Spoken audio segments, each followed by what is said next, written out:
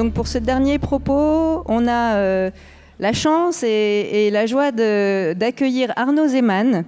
Arnaud, tu es psychologue clinicien, tu exerces en partie en libéral, tu es aussi formateur en thérapie brève, et tu exerces aussi en DITEP, donc dispositif d'Institut thérapeutique, éducatif et pédagogique, institut au sein duquel tu côtoies des enfants en insécurité relationnelle, et ça se traduit par des troubles du comportement qui mettent les professionnels souvent en difficulté. Et on a envie de t'entendre sur la façon dont tu t'y prends, ton expérience, comment tu fais pour accueillir et accompagner ces jeunes dans les manifestations comportementales qu'ils présentent. Comment tu fais pour sortir, se dégager de ces impasses dans lesquelles ils nous mettent assez souvent. Arnaud, c'est à toi, tu as 45 minutes. Vous m'entendez? Oui, ça marche très bien. Merci Isabelle pour cette présentation. Tout à fait, c'est ce dont je vais parler. Tu as fait une très bonne présentation. Je vais tout de suite d'ailleurs démarrer. Non, c'est ça et ça. Donc la présentation en ce qui me concerne a déjà été faite. Donc je peux vous parler du DITEP. On appelait ça auparavant, on appelait ça avant un ITEP, mais il y a plusieurs maintenant dispositifs à l'intérieur de ces institutions, et donc ça s'est multiplié en différents services.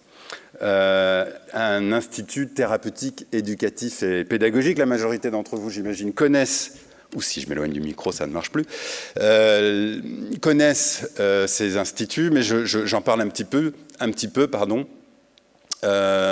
Thérapeutique, vous avez compris, éducatif, parce qu'il y a des éducateurs, pédagogique, parce qu'il y a des salles de classe qui accueillent des enfants qui ont des troubles du comportement.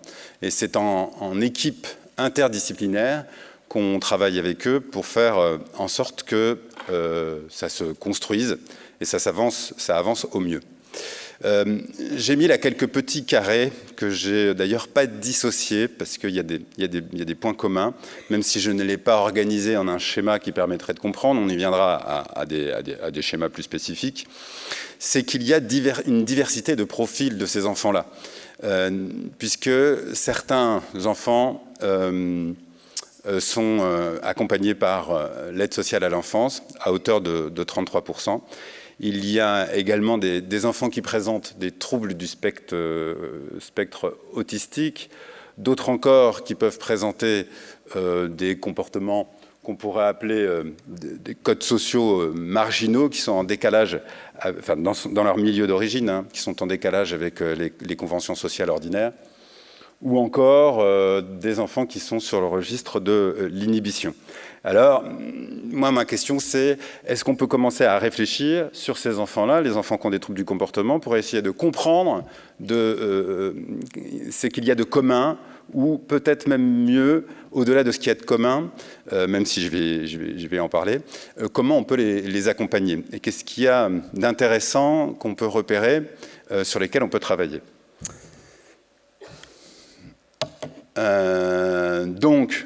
Déjà, je vous en ai dit quelques mots, puisque les troubles du comportement se caractérisent justement par le fait d'être en rupture avec les règles sociales, avec les codes sociaux, avec les attendus sociaux.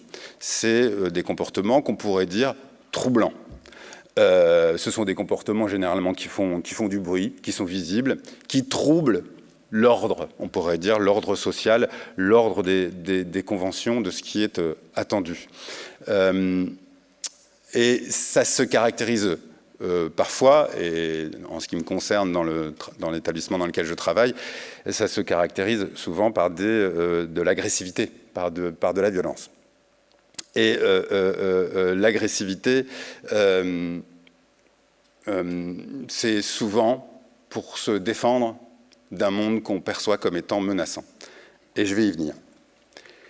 Ce monde qu'on perçoit comme menaçant, je dirais que les troubles du comportement, c'est une tentative de survivre à des puissantes menaces sur les liens.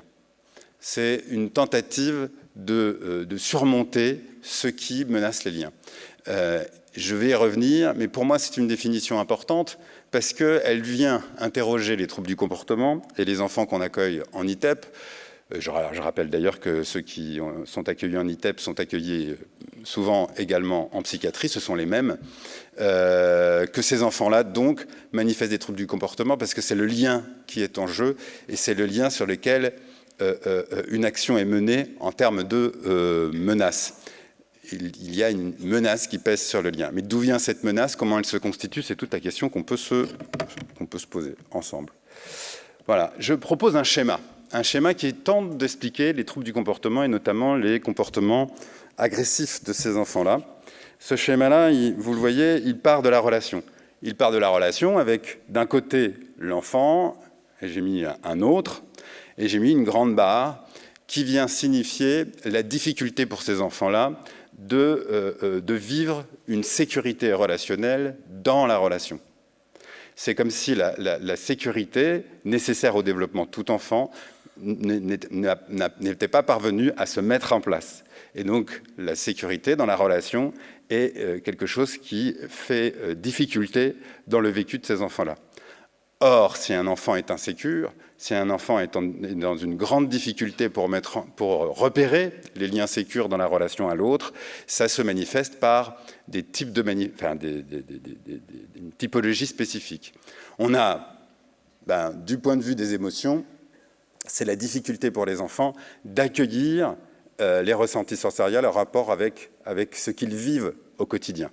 Par exemple, ils ont une grande difficulté à accueillir la peur, la tristesse et toutes les émotions de base. Et en fait, ils parviennent tellement pas à pouvoir s'appuyer sur la relation pour pouvoir vivre leurs émotions, qu'en définitive, ce n'est plus distingué, ce n'est plus de la peur ou de la tristesse qu'ils vivent. Et d'ailleurs, ils ne la caractérisent pas comme telle quand on leur demande, ils ont beaucoup de mal à l'identifier, mais plutôt comme un bouillonnement interne. Et puisqu'effectivement, ils ne peuvent pas s'appuyer sur l'autre comme support pour pouvoir identifier et vivre les émotions, ainsi que les accueillir. Ça, c'est au niveau émotionnel. Au niveau de la vision du monde, la vision du monde, c'est celle selon laquelle je ne parviens pas à m'appuyer sur l'autre pour pouvoir développer, disons, un monde, une pensée, des représentations. Et on pourrait le dire très simplement, je ne parviens pas à faire confiance à l'autre. Et donc, si je ne peux pas faire confiance à l'autre, alors je peux faire confiance qu'à moi-même, mais en faisant confiance qu'à moi-même et dans la capacité à pouvoir m'appuyer sur l'autre, eh bien, j'en suis rendu à être seul au monde. Et donc, c'est dans un monde, enfin, c'est dans une perception du monde où ils sont justement seuls au monde, dans lesquels ils ont l'impression de se situer. Et du point de vue du comportement, eh bien, si je suis dans un monde où d'un côté, il y a un bouillonnement intérieur, de l'autre côté, je me sens seul, et l'autre, je ne parviens pas à m'appuyer sur lui pour pouvoir vivre une relation de sécurité, de confiance, eh bien, je vis alors potentiellement les autres, surtout les comportements des autres, comme des agressions. Et à ce moment-là, si je vis les comportements des autres comme des agressions, alors je me défends, je mets en place des mécanismes défensifs qui vont évidemment jusqu'à l'agression. Puisqu'au fur et à mesure, il ne reste plus que ça pour pouvoir se défendre contre les actions des autres qui sont perçues comme menaçantes. Et évidemment, cette difficulté à pouvoir vivre de la sécurité dans la relation et tous les impacts que ça a au niveau des émotions, au niveau de la vision du monde et au niveau des comportements, va bloquer les phénomènes adaptatifs et de la construction de l'avenir. Voilà une proposition que je pourrais faire sur ce que je comprends, moi, comment dirais-je, des troubles du comportement. J'ai dit vision étroite, alors ce n'est pas celle que je vous présente, mais c'est plutôt que ça constitue pour le... Enfin, j'espère. Ça constitue pour l'enfant une vision étroite où le champ intentionnel, où les intentions des autres ne sont pas perçues ou sont perçues et sont réduites à des intentions agressives, des intentions malveillantes. Je donne l'exemple là, qui me paraît particulièrement parlant dans un premier temps, de Suleiman, qui dit ceci. Il dit « Personne, je l'ai relevé moi-même, hein, je l'ai noté dans mon téléphone immédiatement après l'avoir entendu, personne ne veut m'accepter comme je suis, tout le monde me déteste, alors je m'isole, je pourrais aller bien. » C'est exactement la phrase de Suleiman qui tend en tout cas à confirmer mon propos, comme quoi effectivement il se vit, et il le dit, comme complètement isolé. Et où la confiance n'est pas en place, où tout le monde le déteste. Et alors j'ai pu relever dans des notes d'éducateurs une phrase qui correspond également, la suivante, plusieurs phrases qui correspondent également du même enfant. « Tout le monde me déteste, je vais manger tout seul, tu ne me laisseras pas de chance, elle va m'oublier comme toujours. » Donc on voit bien là, le phénomène dans lequel l'enfant se situe, où il a le sentiment d'être tout seul et totalement incompris. Alors, voilà, juste un petit passage, parce que beaucoup de personnes en ont parlé avant moi, et puis je ne vais pas développer davantage, mais il y a une multitude de contextes qui peuvent générer de l'insécurité, et plusieurs hypothèses qui peuvent, en termes peut-être de contexte ou de cause, expliquer les raisons pour lesquelles ils sentent une forte insécurité dans la relation. J'avais trouvé très intéressant le travail de Maria Selvini-Palazzoli sur la question des contextes familiales complexes. Elle parle de familles à transaction psychotique. Il faut comprendre transaction par relation. Donc des familles où les relations sont psychotiques, mais pas au sens de la psychiatrie classique, puisque c'est une approche systémique, mais plutôt dans le sens de chaotique. Si vous voyez ce que Maria Selvini-Palazzoli veut dire. Je ne développe pas, mais ça me paraît une notion intéressante. On peut aussi supposer des événements choquants ou des problèmes d'accordage parent-enfant dans la petite enfance, et la liste est non exhaustive. Je vous renvoie à la littérature, bien qu'il ne soit pas tout à fait unifié sur ces questions. Voilà pour cet aspect.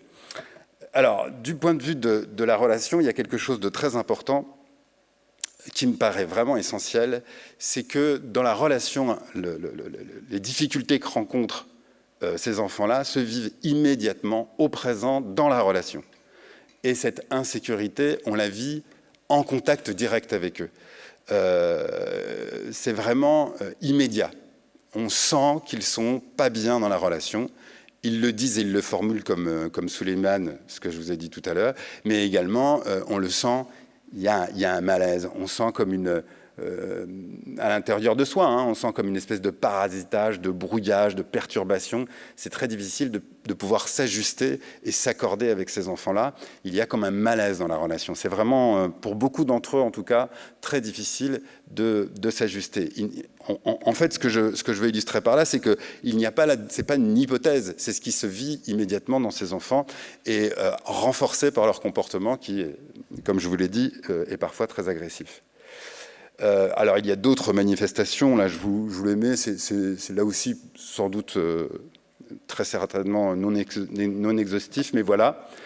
Donc il y a un mal-être manifeste, avec une fuite du regard, une instabilité, la rupture de la communication ou de la continuité de l'échange. Voilà, ils peuvent partir au milieu d'une phrase, ils peuvent changer de sujet, ils peuvent être absents ou ailleurs, etc. L'expression de visage qui manifeste de l'inquiétude, et parfois même des types de manifestations de ce type-là qui ne semblent pas d'avoir de source ou d'explication. L'imprévisibilité du comportement, qui peut être brusque, soudain ou discontinu, des oppositions massives, et à l'inverse, parfois, des rapprochements soudains et intenses, un peu comme imposés par l'enfant sur l'adulte, donc qui suggère une excessive familiarité. Donc voilà l'ensemble de tous ces comportements, en plus de ce sentiment d'inconfort que le professionnel peut vivre au contact de ces enfants qui ont des troubles du comportement.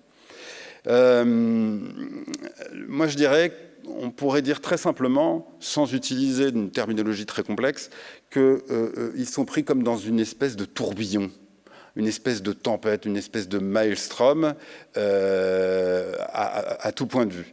Et il semble essayer et sans doute leur manifestation comportementale un peu agressive l'indique, ils semblent comme tenir bon dans la tempête.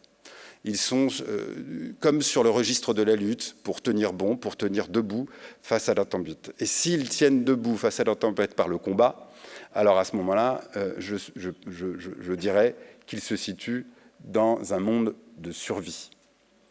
Et leur enjeu, ce serait bien justement celui-là, de survivre à des histoires faites d'un tourbillon d'événements, plus ou moins inquiétants, qu'ils semblent porter en eux et vis-à-vis desquels ils essayent de tenir debout. Et effectivement, ils semblent comme dans un monde que j'essaye de décrire par ce maelstrom, par l'inconfort que vivent les professionnels en contact avec ces enfants.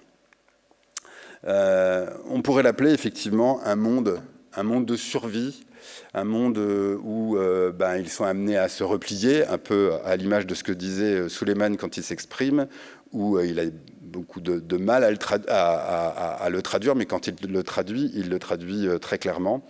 Un appauvrissement de la relation, une difficulté à pouvoir s'épanouir dans la relation et en définitive une sorte de désinvestissement des autres et du monde. C'est une sorte d'isolement, quoi, à tous les niveaux, comme je le disais tout à l'heure. Je vais casser le matériel. C'est ça qu'on ne peut pas bouger, vous voyez. Si on a des troubles du comportement, tout de suite ça fait un problème. En même temps, si on a des troubles du comportement, c'est pas ici qu'il faut venir parler. Bon, bref. Ou alors, à titre d'exemple. Bon. Ben voilà, c'en est un. Quoique j'ai encore rien complètement cassé. Je vais essayer. Tout à l'heure, on va voir ce que je peux faire.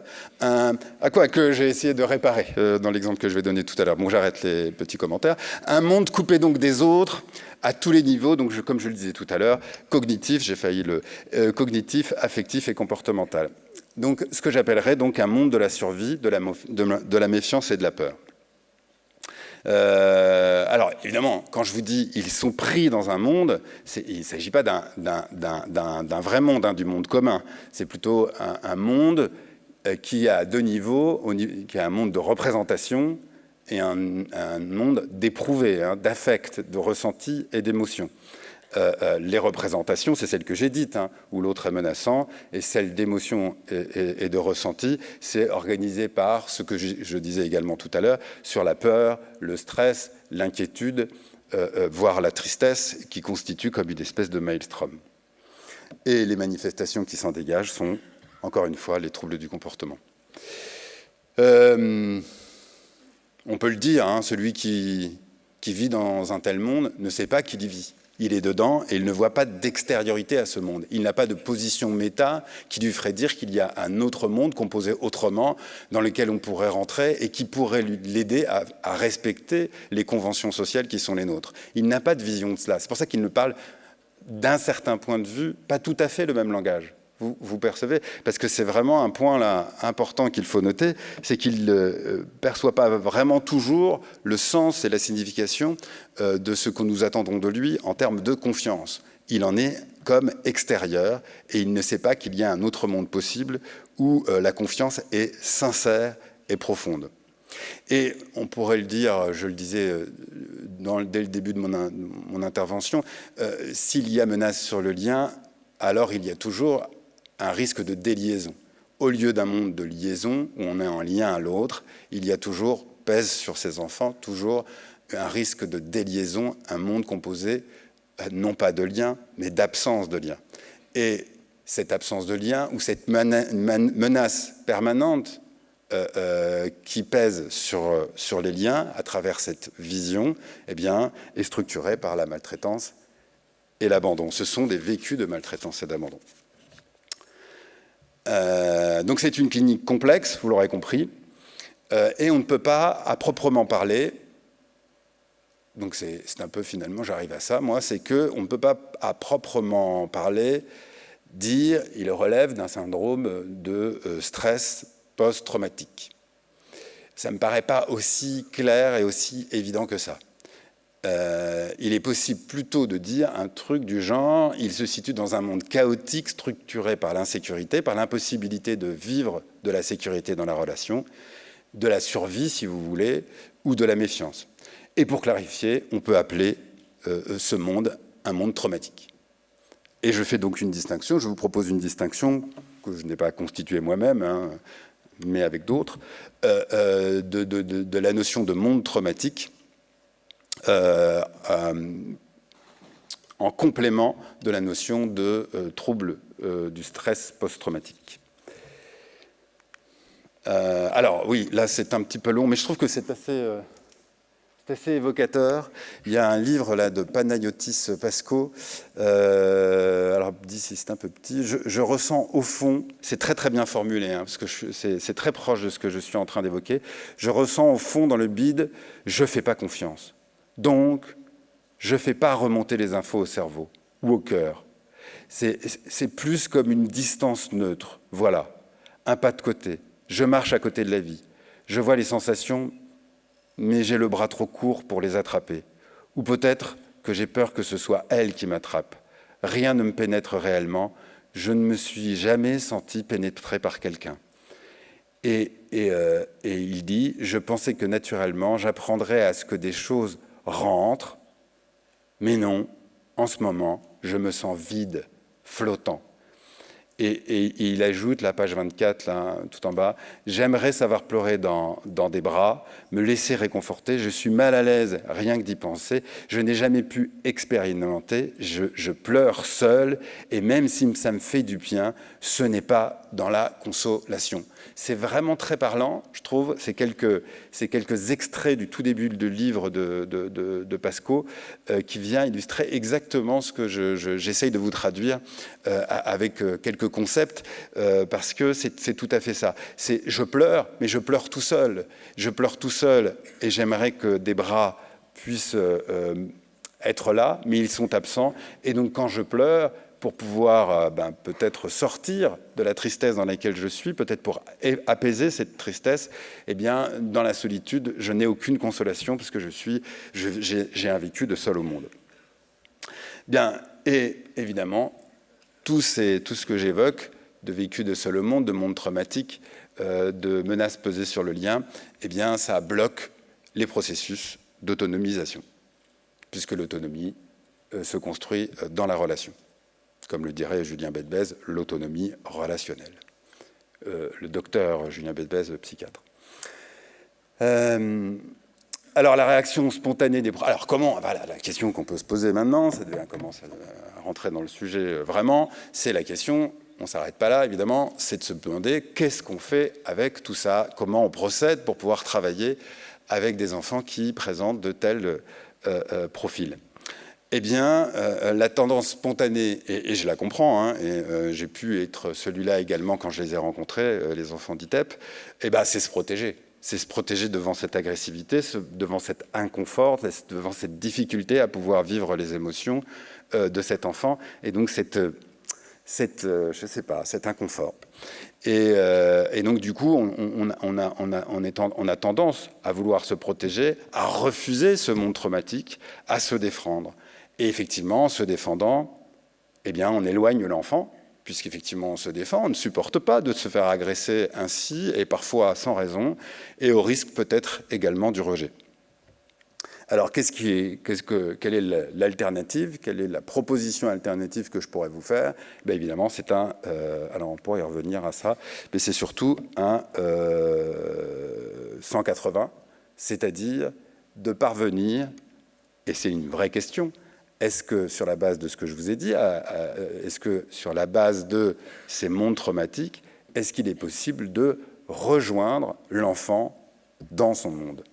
Donc dans ce monde de déliaison, et vous voyez bien que si je parviens à rejoindre l'enfant dans son monde de déliaison, alors je constitue une liaison, puisque je le rejoins. C'est pas mal comme logique. Et si je le rejoins une fois, alors je fais exception à ce qu'il vit d'habitude. Je fais une liaison dans un monde de déliaison. Donc je rends possible cela, et à partir de là, voir ce qui est possible d'advenir. Alors, je veux bien, mais je ne sais pas combien de temps il me reste. Encore un quart d'heure, 20 minutes? Ouais. Un quart d'heure. Donc, parce que je vous aurais bien parlé de ça, là, sur l'identification projective pour les professionnels, mais je pense que je vais être trop long. Donc, je vais enchaîner, parce que je voudrais parler de mon cas clinique. Bon, alors, l'objectif, donc, on est bien d'accord, ce serait de développer un lien, de proposer à l'enfant une expérience de soutien, d'ouvrir le champ intentionnel de l'enfant, puisque lui, il perçoit les intentions négatives de l'autre dont il se défend, par l'agressivité, donc ouvrir le champ intentionnel, donc constituer ce moment d'exception dont je viens de vous parler, pour passer d'une vision étroite, saturée par le problème et la menace qui pèse sur les liens, pour pouvoir passer à une perception plus large, où il peut voir d'autres choses que ce monde où il est seul et abandonné. J'espère que ça vous va, ce que je vous propose. Donc on va voir si c'est possible. Voyons cela. Alors, là, il n'y a pas de notes, parce que sinon vous allez vous... D'ailleurs, il y en aurait trop. Et je l'ai écrit, je vais lire, mais comment dirais-je, je ne voulais rien oublier de ce cas clinique qui me paraît très riche. Bon, bref. Quand je rencontre Raphaël pour la première fois, je vois un enfant hagard, ailleurs, qui ne semble pas du tout présent dans la relation. Il s'agit de Raphaël. Cela est accentué par certaines caractéristiques physiques.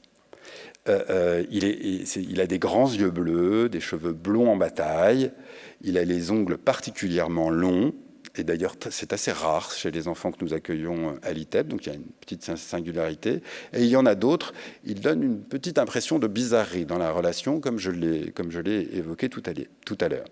Je vais essayer de préciser. Son langage est perturbé par des difficultés de prononciation. Il y a des élisions de mots avec des phrases peu structurées, parfois sans sujet. Alors, je donne un exemple pour que vous puissiez percevoir. C'est, par exemple, il peut dire « c'est partir au foot » pour dire sans doute « on va partir au foot ». Son lexique est pauvre et il est très difficile de comprendre ce qu'il veut dire. On peut ajouter des phrases surprenantes qui viennent en boucle comme « tenez-vous bien, j'ai marqué 68 buts au dernier match ». On peut deviner, d'ailleurs, je vous signale qu'il y a dans ces phrases-là une certaine perplexité des éducateurs qui l'accompagnent au quotidien lorsqu'ils l'entendent dire ça. Il est à noter que Raphaël a déjà été accueilli 4 années en ITEP avant d'y arriver chez nous, mais j'ai du mal à voir ce qu'il a appris pendant ces 4 années de cet ITEP précédent, tant son profil m'apparaît comme étant déficitaire. Alors, comme je me dis qu'il est peut-être un petit peu en difficulté sur le plan cognitif, je décide de lui faire passer un bilan cognitif. Et quelle n'a pas été ma surprise de constater qu'il n'est pas déficient. Alors là, un cas complexe, donc. Le comportement le plus inquiétant, parce qu'évidemment, là, pour l'instant, c'est juste la description de Raphaël, mais le comportement le plus inquiétant de Raphaël, ce n'est pas celui-là, évidemment, c'est sa propension à faire des crises d'une très grande ampleur. Je crois qu'on appelle ça des crises clastiques. Avec un état de rage, il hurle, il a les yeux exorbités, il cherche à griffer, à cogner, à casser, il est dans un état de tension et d'agressivité extrême, et afin qu'il ne se fasse pas mal, à lui-même ni à autrui, il est nécessaire d'intervenir à plusieurs afin de le contenir. Je me souviens d'une crise où il avait donc été dans un état d'agitation de ce type-là, la première de lui, où j'étais arrivé assez tardivement, et ça faisait déjà 1 heure qu'il était dans cet état. Et il était vraiment trempé de la tête aux pieds, comme s'il avait fait 12 marathons. Et voilà, c'était vraiment très, très impressionnant. Et donc, tiens, justement, je vous parle de la première fois. Non, c'est celle-là. Ah, pardon, il a, à ce moment-là, dans cette crise-là, il a 12 ans. Voilà. Et j'arrive sur une autre... il est amené à faire de nombreuses crises. Et j'arrive un jour où il est en train d'en faire une depuis déjà une demi-heure. Donc il est trempé de la tête aux pieds, comme je vous dis. Et il dit qu'il veut tuer quelqu'un ou se donner la mort en hurlant. Il est totalement inaccessible à l'échange. Rien ne passe la barrière de cette crise. Et à un moment, il lâche et il s'endort. Et ses parents viennent le chercher.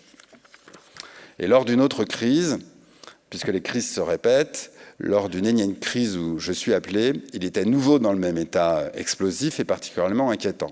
Je m'approche de lui afin de chercher à entrer en lien et à établir la connexion, et je lui demande l'autorisation de mettre une main sur son épaule. Il ne me donne pas de réponse, il est très agité, il n'est pas bien. Hein. Je reste calme, les cris se poursuivent, mais à un moment, Raphaël profère une insulte violente. Donc, évidemment, ça va être un peu radical. Bien. Et il dit « Je vais la tuer, cette pute de Sylvie ». Je vous avais prévenu. Il s'agit de son enseignante. Heureusement, elle n'est pas là. Et là, je lui demande, sans transition, je lui demande « C'est qui cette pute ?» L'idée est de saisir la balle au bond et être sur le même registre. Rentrer dans son monde sans contester quoi que ce soit, simplement pour le rejoindre là où il est. Et en fait, je lui dis ça très sérieusement. Je lui dis, c'est qui cette pute? Il me répète qu'il veut la tuer en se jetant en avant pour y aller. Et les éducateurs, heureusement, tiennent bon et le dialogue parvient à se poursuivre. Et voilà le dialogue. Ok, tu veux la tuer, et alors? Que va-t-il se passer ensuite? Je vais la tuer, je vais la tuer. Oui, oui, j'ai compris, tu vas la tuer. Et après, il se passe quoi après? Pour toi. Mes phrases sont courtes et ma voix est forte afin de rester au plus proche de son registre de communication.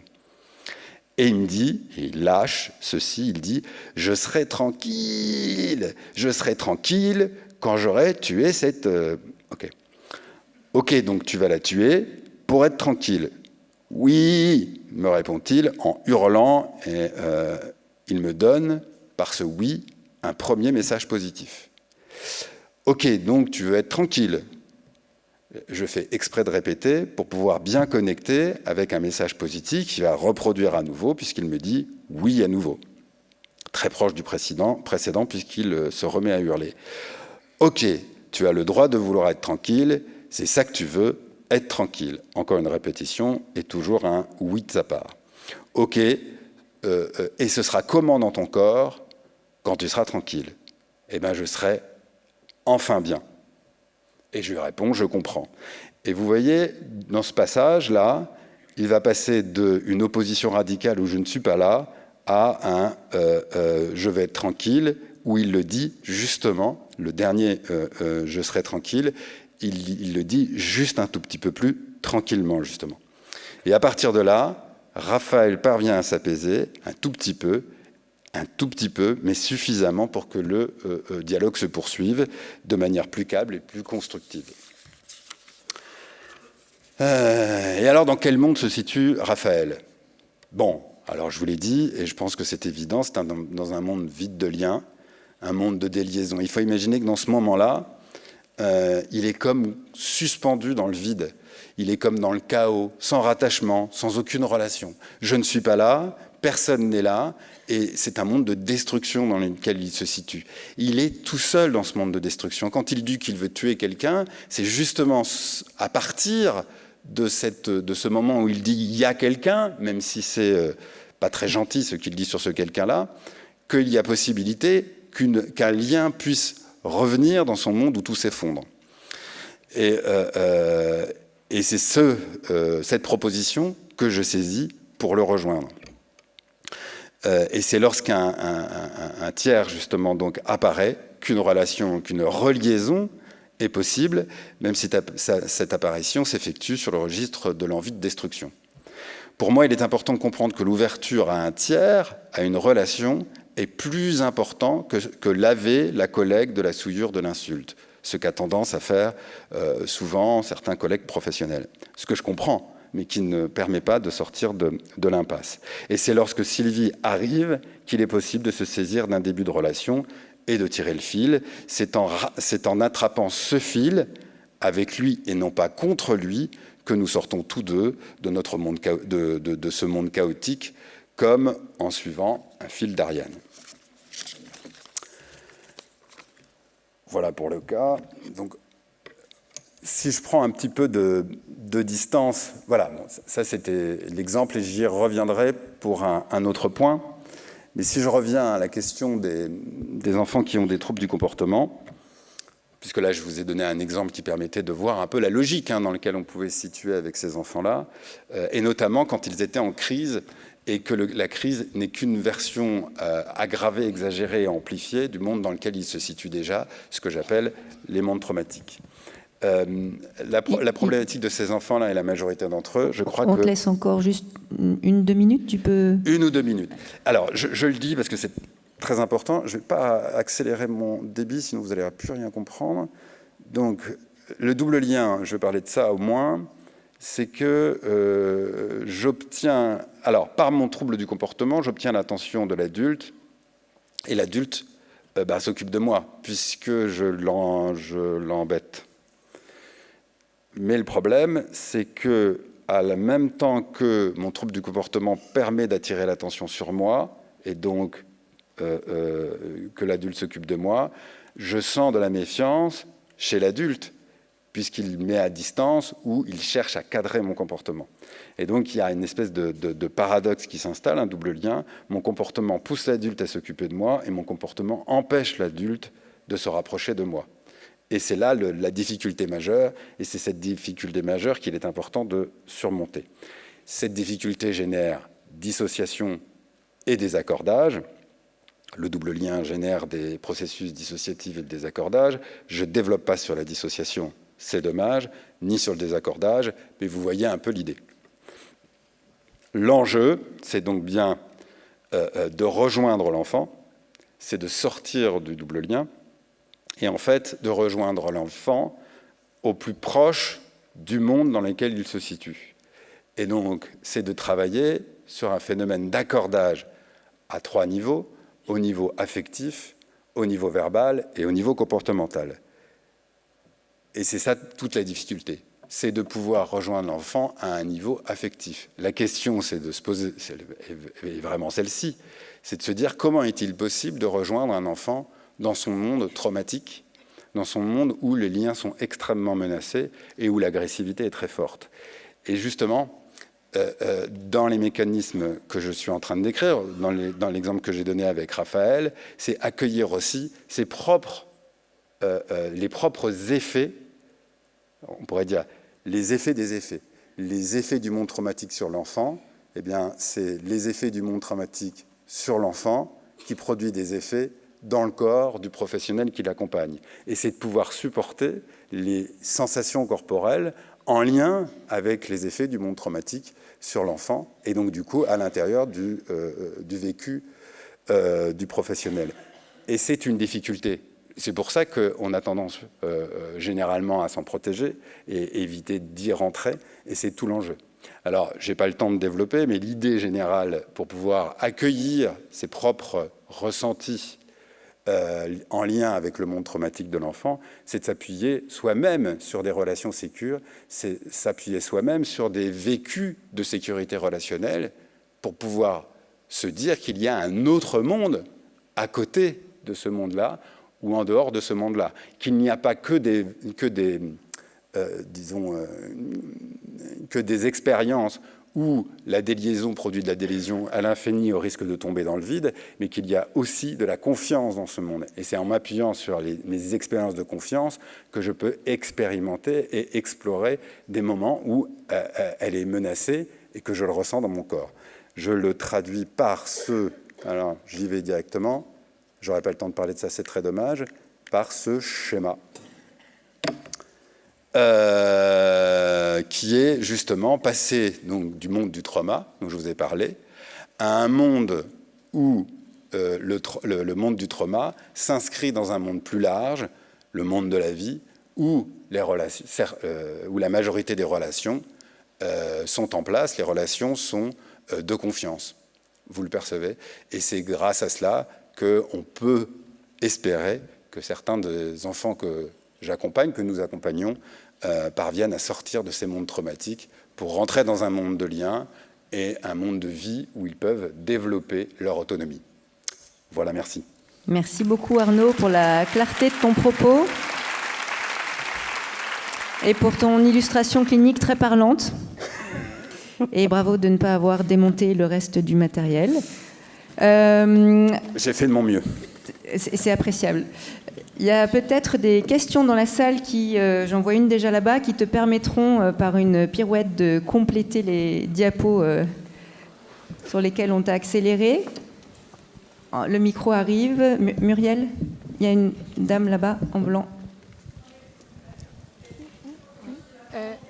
Ah, et ben voilà. Revenir sur l'avant-dernière diapo. Merci pour lui. Isabelle ? Alors l'avant-dernière, c'est celle-là pour moi, parce que j'avais plein de trucs à raconter. Celle-là ? Ou celle-là ? Vous voulez vraiment que je vous en parle ? D'accord. Moi, je suis d'accord.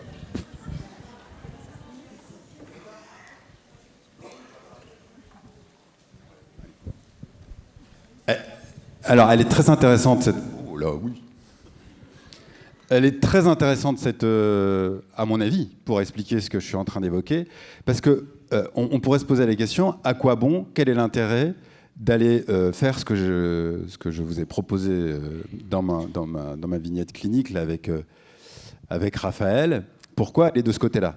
Parce qu'en fait, ce qui se passe, c'est qu'ils font des crises, on les arrête, on les contraint, et après, on débriefe. On discute avec eux, tu te rends compte, ça va pas, ou éventuellement on leur pose des questions, qu'est-ce que tu as vécu, comment on pourrait changer les choses. Ouais, si soit on est sur le cadre et on leur impose le cadre, tu peux pas continuer à faire comme ça, soit on les interroge, on leur pose des questions, on essaye de comprendre ce qui s'est passé en leur posant des questions, qu'est-ce qui se passe, comment tu pourrais avancer et sortir de ça. Et ça, mais en fait, c'est la deuxième partie. C'est quand l'enfant est sorti de l'expérience de crise, c'est quand il est calme.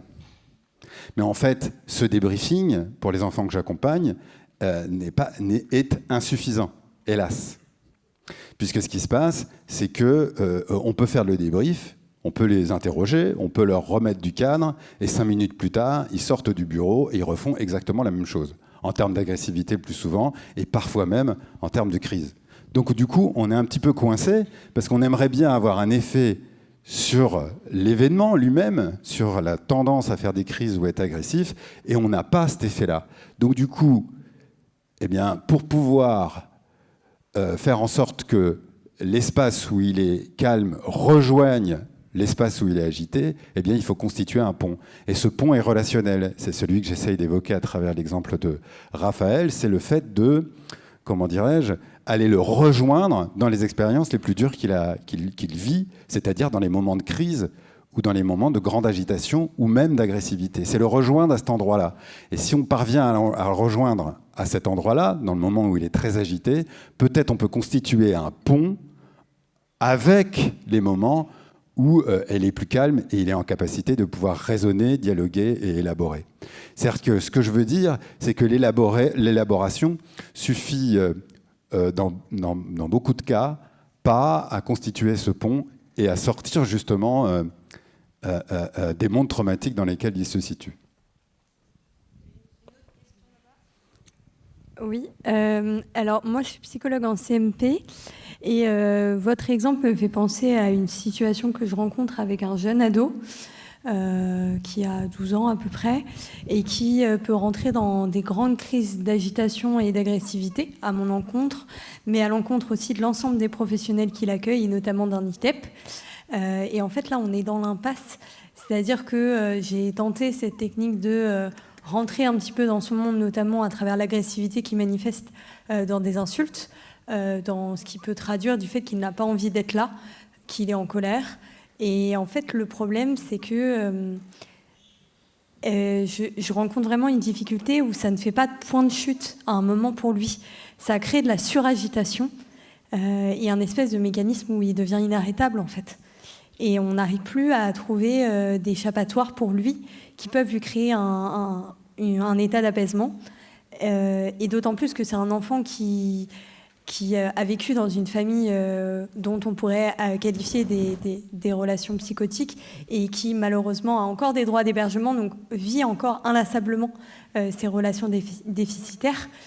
Et aujourd'hui, quels conseils, on va dire, pourriez-vous donner quand on n'arrive plus quand même le fait de rentrer dans ce monde-là de manière efficace et on va dire bienveillante ne fonctionne plus et ne fait plus arrêt en fait pour ce jeune-là. Le seul conseil que je peux donner, c'est de continuer à y croire. Parce que je donne un exemple, mais c'est un exemple où ça a été opérant. Je ne parle pas de tous les exemples où ça n'a pas été opérant. Mais c'est la démarche dans laquelle on rentre qui fait que parfois, ça produit l'effet escompté. Alors, je peux dire... Alors après, comment dire, c'est de loin être il n'y a pas de loi statistique sur ce que je vais dire, mais en l'occurrence pour Raphaël, ça l'a fait vraiment sortir de la crise, cette histoire.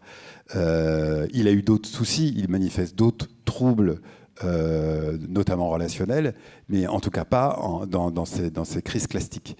Donc non, moi je dirais que si cette démarche donc, dans laquelle tu t'inscris et que je propose également, tu la poursuis, peut-être cet enfant ne parviendra pas à s'en saisir et à percevoir l'intention positive que tu mets dans ton action, d'accord ? Mais peut-être d'autres enfants, en continuant avec tous les autres enfants avec lesquels c'est difficile, d'autres enfants s'en saisiront. Parce qu'effectivement, tu viens de l'évoquer, c'est qu'en plus de ces mondes traumatiques, il y a le monde réel où le traumatisme, où la déliaison est mis à mal par des actions de certains membres de son contexte de vie. Donc effectivement, ça s'est rendu très difficile. C'est-à-dire que la proposition que tu fais n'est pas annulée, mais en tout cas extrêmement nuancée par d'autres actions, d'autres membres de son contexte de vie. Voilà. Donc continuez à y croire. Je pense que c'est dans cette voie-là que des choses sont possibles. Je me permets d'attraper le micro au vol, juste dans le cas clinique que vous présentiez. Toi aussi, tu fais voler les micros, c'est bien. Oui. Vous avez insisté, enfin en tout cas vous avez évoqué le fait que vous lui avez posé la question du corps. Comment ça sera dans ton corps quand tu seras tranquille ? Et peut-être que c'est un petit peu le complément de ce que vous venez de préciser. C'est pas au niveau d'une proposition cognitive que vous le rejoignez dans le moment de crise, c'est que vous le rejoignez aussi par rapport à la question d'une interrogation sur le corps. On est entièrement d'accord. Puisqu'effectivement, mon schéma... Ah bah il a disparu. Mon schéma avec le pont, avec cette espèce d'arc, est une proposition justement pour, depuis le moment où il est très agité, de parvenir à le rejoindre, mais c'est pas le rejoindre à un niveau cognitif. Effectivement, c'est un travail plutôt d'accordage, puisqu'en fait, il y a la grande difficulté, c'est que lorsqu'on rentre en contact, même quand ils sont pas en crise, hein, même quand ils sont déjà très pénibles, on va dire, il y a des phénomènes de désaccordage spontanés dans la relation, et tout le travail, c'est de tenter de remettre en place des phénomènes d'accordage. Et ces phénomènes d'accordage, comme dans l'accompagnement de la toute petite enfance, elle se fait au niveau corporel, au niveau affectif, et non pas au niveau cognitif. Le cognitif, les phrases que je dis, ça aide à mieux voir et à mieux comprendre, mais elles sont le relais de ce qui se passe dans le corps et au niveau affectif. C'est ce qui se passe, c'est les connexions qui se passent entre le professionnel et l'enfant au niveau affectif. Et relayer après, pour pouvoir soutenir, disons, la démarche d'accordage, qui est relayée avec un propos, un contenu, et le plus simple qui soit, parce qu'en fait, finalement, je dis assez peu de choses intéressantes, hein, vous l'aurez constaté. Mais si. C'est assez ras des pâquerettes. Hein. Si. Et en parlant de... Non, si, j'ai des trucs intéressants, mais avec Raphaël, je veux dire, avec Raphaël, quand je dialogue avec lui, c'est ras des pâquerettes. Je n'élabore pas. Je ne lui pose pas de questions. Enfin, c'est des questions extrêmement simples et je répète tout le temps la même chose pour pouvoir connecter. C'est surtout parce que c'est au niveau affectif et émotionnel que ça se joue. Et aussi dans la posture que j'occupe, puisque mon comportement est non menaçant.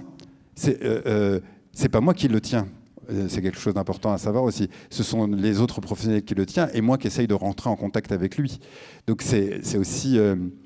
alors, c'est plus facile, peut-être, je ne sais pas comment le dire autrement, puisque justement, je suis disponible. Je me rends le plus possible disponible à l'échange et à la relation avec lui à ce moment-là. Merci beaucoup Arnaud là, de clôturer ton propos après une illustration clinique un peu costaud, mais par le terme de continuer à y croire et de remettre de la relation. On peut applaudir Arnaud une dernière fois.